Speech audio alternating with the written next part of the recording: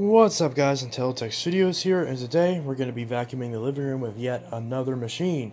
And this time it's a brand that I haven't really used in a while, which is odd considering the origins of the vacuum section of my channel. This is the Bissell PowerForce Helix. This is the model 12B1, the 10 amp variant of this machine. And this one was requested, and so this one will be used. This one will soon be going to another collector whose name currently escapes me at the moment. But it is listed on my offer for them to get. They haven't gotten it yet just because they haven't, been able to yet, but that's fine. So that gives me plenty of time in the meantime to clean this up because it's not perfect. It does have some issues. Nothing functional, just it needs a bit of a clean. So you can see that if we go down here, I did empty this prior to this video. So you can see there's probably still a little bit of dust in there, but I knocked it out pretty heavily. That's the state of the filter. Not too bad. And Cyclone, again, I need to clean this upper section. You can see there's like a little sort of a stain right there. And this bin is always, there we go, always a pain to get back in place, but we can pop that back in. And you can see there's like some paint marks and stuff that I need to get off. But otherwise, it's in okay shape. Put this down. Brush roll's in excellent condition. However, it is slipping a little bit because I haven't put a new belt on this machine yet. So keep that in mind. That I just used the Eureka Boss Super Light to clean this living room, and the only thing that's happened since then is Ruby. You can see Ruby over there. She loves to tear up her toys, as you can tell. So this was a plush s'more that I got from Big Lots for $5. I bought this for her less than a week ago, and she's already, like, look at that. She's already torn up the inside of it and ripped out all of the stuffing. Now this isn't all of the stuffing that was inside of there, but it is the rest of it because a lot of the stuffing got pulled out earlier, and ever since we got it for her, she's been ripping out the stuffing. So this was the final straw. This thing is now entirely, well, almost entirely unstuffed. There's just a little bit of stuffing left, but it's mostly gone. So we can throw that aside, as well as this, one of her little chew toys. So part of the reason why I'm doing this, not only because it's requested, and apparently got her attention, but since I just vacuumed with the Eureka Super Light, I'm curious to see if this will pick up anything the Eureka left behind. Now, this, again, has a bad belt on it, so this is at a disadvantage, whereas the Eureka has a geared belt and shouldn't, in theory, have any issues. So this is at a bit of a disadvantage in that regard, so I won't be vacuuming up that fluff, so I will not be vacuuming underneath the table, so I'm only gauging how much it gets based off of every other part of the living room. I did reorganize well, I didn't, but this section got reorganized, so I'll be able to get this little spot right here as well, mainly obviously to uncover the heat vents since, winter time. But yeah, so let's vacuum the living room with the PowerForce Helix.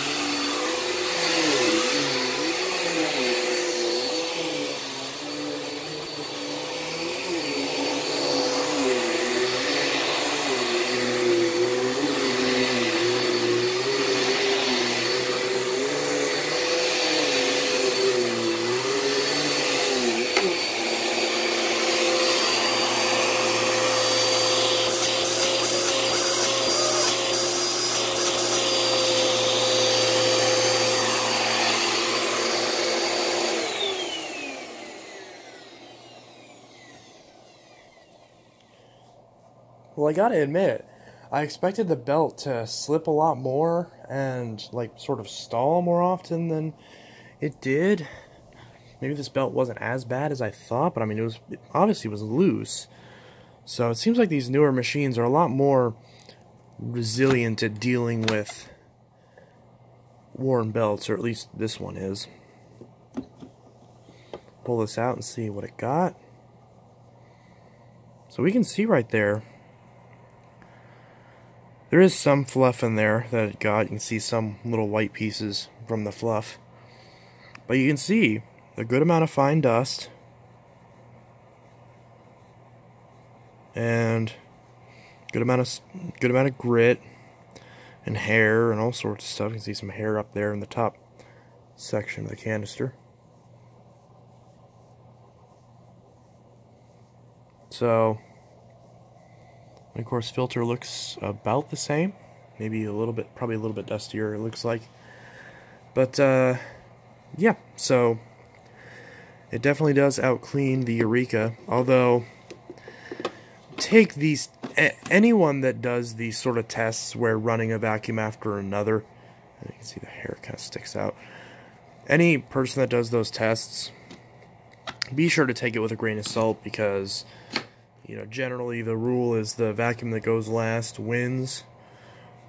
So just keep that in mind. But it does still kind of illustrate the point that if you have a small compact machine like that, you still need a full-size mains powered corded upright. Whether your small sort of quick vac is corded or cordless, you still need something corded to supplement it, even if it's something cheap like this. Now, like I always say, if you're gonna get something cheap like this, go bagged, because you can get HEPA bags and have a lot better filtration. And that's the main reason why I'm not really bothering to hold on to this machine, because I have same thing with my 1398, because if I want a machine like this with a 10 amp motor, because I do like the sound of this motor, I have both the Sanitaire SL4110A and the Bissell Big Green Pro PowerForce, which they're basically the same machine as each other, and they're both the same as a 10 amp bagged version of this. So, in fact, that's just what they are, just different colors and commercial cords, and in the case of Sanitaire, different handle as well. So, I obviously prefer those a lot more than these, although these still, again, are solid if you refuse to go bagged, and you acknowledge the fact that your filtration is going to be crap, and if you're going to acknowledge the fact that if you don't want to sneeze all over the place, you're probably going to have to empty this outside and get a supplemental air purifier to sort of lift the weight that this thing is leaving behind. But if you're willing to do all that, these things are still good machines, and you know, they've pretty much always have been, at least with some exceptions. Like the original CleanViews were really bad, but the CleanView 2s, and ever since then, they've gotten definitely workable. And I know some vacuum collectors and repair technicians will give me crap for saying that, but it's the truth. It really is. And you know, if you're nice to these machines, they will last forever. That's just a fact. Like, unless you happen to get like the 1 in 10,000 lemon that falls apart after 3 days, like that's not a common thing. And as long as you keep maintenance up with these things, the worst thing that's going to do is the handle release is going to break. And which, yeah, is annoying, but that's something they've at least fixed on newer models. And also on these Helixes, I tend to not see these Helix pedals break. Not the CleanView Helix. The CleanView Helixes, those pedals break all the time. But these PowerForce Helix models seem to do a lot better at resisting handle breaks. But it also could just be because these machines are younger. But I know I've yet to see one of these pedals break. I've seen one that was broken off entirely, where the pedal was just completely snapped off, but that to me doesn't seem like, because it's like the actual molding was like cracked off too. It wasn't like it just fell out. So that seemed to me like abuse, and it was in a machine that was obviously trashed. So, you know, if you're nice to these things, they do last. And I know some people don't like me saying that because, you know, they'll make fun of people for liking these Bissells, but, you know, they're not bad machines. They're really not. I mean, they're bad when you compare them to, you know, a machine that costs $1,000. In not even in all cases, just in some cases. But I mean, these clean well. They're easy to maintain, even though you do have to maintain them often. But they are easy to maintain. They're built pretty sturdily. They clean well. They're lightweight. They have higher end models with better bag systems and with longer cords and better hoses. And you know, some of them have squeegees now too to help with hard floors, although those don't admittedly don't really do anything. These things are not really for hard floors unless you get a hard floor attachment that connects to the hose. And if you have one of these things, then it's not exactly comfortable to use. But yeah, so that's that. And while I'm rambling about that, I guess I might as well clean up all this junk. So probably spread this out on the carpet if there's any graceful way of doing that. And yes, I'm wearing Batman pants, don't make fun of me. So spread all that out. Okay, I guess this is clearly not going to actually like work into the carpet. It's clearly just going to be all over the place. So we'll just kind of throw this everywhere. Just throw that everywhere. Which she does tend to do this sometimes. She'll just throw this crap everywhere. Okay. This is a semi-realistic test.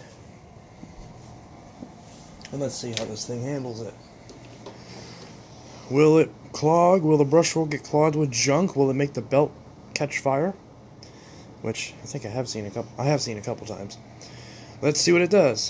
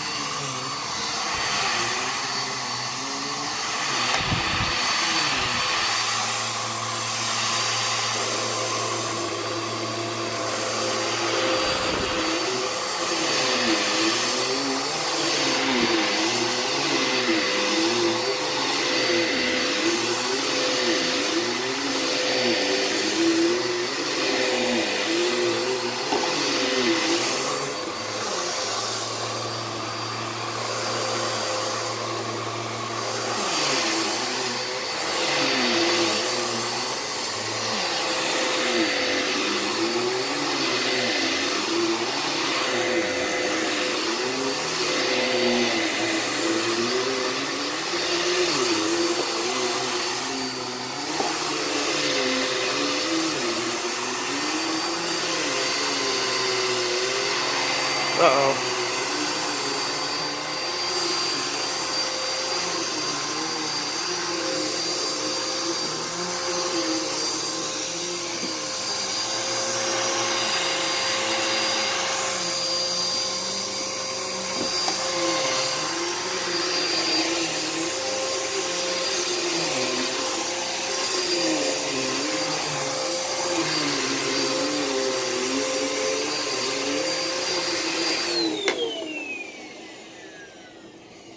Okay, this thing's not happy with me.